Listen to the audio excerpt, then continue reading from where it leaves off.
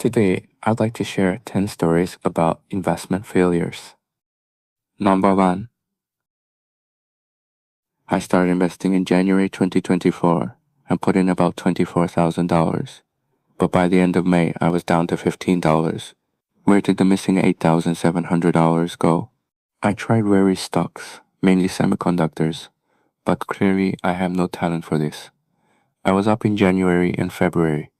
Then I kept changing positions and blew it. I wasn't scammed by any YouTuber. It was all my own bad decisions. If I had just held semiconductors, I'd probably be doing well now. Day trading was a mistake. Number 2. Could I ask for some advice? I'm a 28-year-old office worker, feeling that I needed to start doing something. I began investing in stocks with $120,000 in savings. At first, I only traded with cash, and things were going well.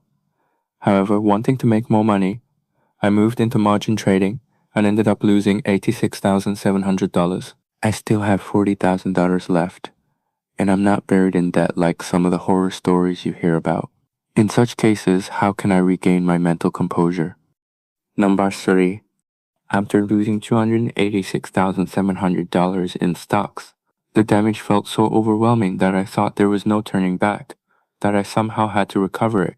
Trying to make up for the losses, I got involved with investment ads I saw on social media, and that only pushed me deeper into trouble. The ads turned out to be scams, and I was defrauded of $1.2 million. In total, I lost more than $1.33 million, and I feel like I'm losing my mind. I even used my mother's money, and I absolutely cannot tell my family. I intend to take this secret to the grave. Number 4.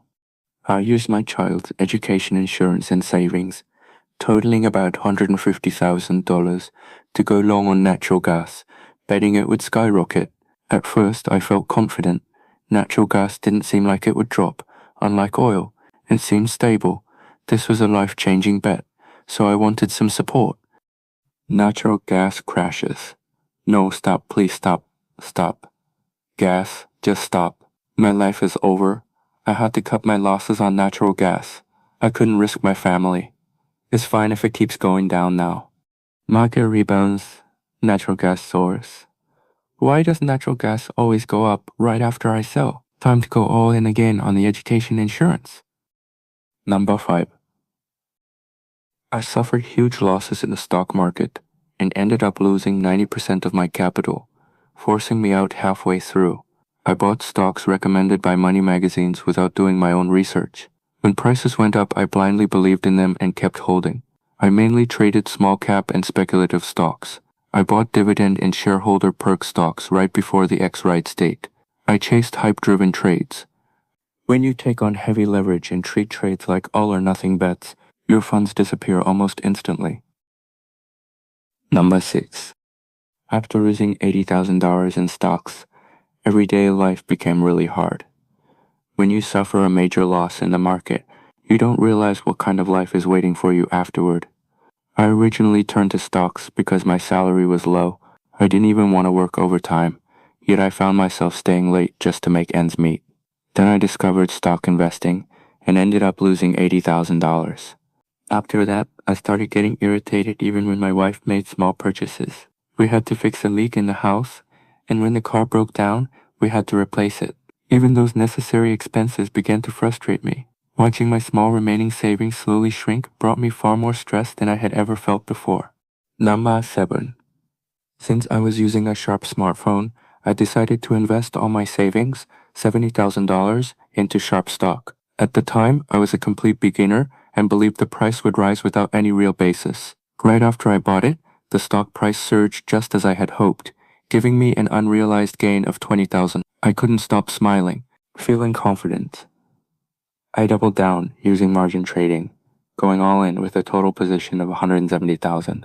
But soon after, the company announced a new share issuance.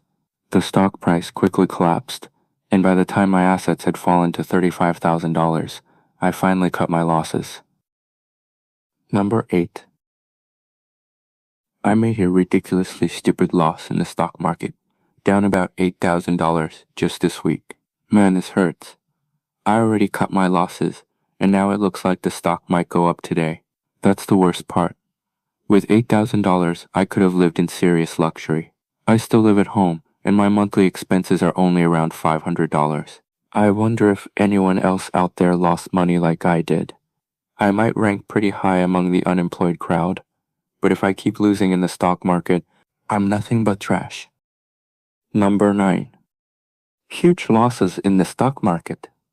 The $100,000 I worked so hard to save over the years is almost gone because of failed investments. I invested $120,000, and now I'm sitting on an unrealized loss of about $100,000. In my 30s, and it feels like my life is over. I wish I had never touched stocks. What am I supposed to do now? I only have about $20,000 left in savings, and I still carry a $300,000 mortgage.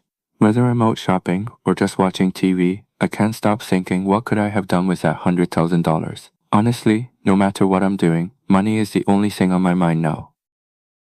Number 10. In past financial crises like the bubble collapse and the Lehman shock, many investors were devastated as stocks crashed to near zero, and some even took their own lives. Margin trading was especially risky, with common cases including people unable to repay borrowed money, becoming guarantors for others, failing to pay taxes after losses, or going all in and losing everything. In my case, I used my own funds, but the stocks I bought fell to almost nothing, leaving me struggling financially. I was able to survive because I had other work, but I've known people whose losses led to suicide or psychiatric hospitalization.